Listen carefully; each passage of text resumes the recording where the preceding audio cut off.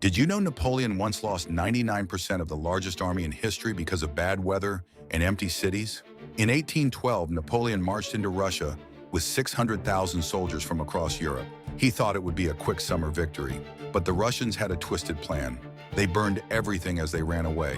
Every farm, every house, every scrap of food went up in flames. Napoleon chased them all the way to Moscow, only to find a ghost town. He waited for Russia to surrender, but nothing happened. Then October came, and with it, the deadly Russian winter. The retreat turned into pure horror.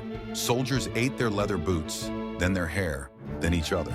Men went insane from hunger and cold. Entire regiments just vanished into the snow. When Napoleon finally escaped Russia, only 30,000 men were left alive. 600,000 became 30,000. The man who conquered Europe was destroyed by empty cities and frozen hell. Sometimes the biggest armies fall the hardest.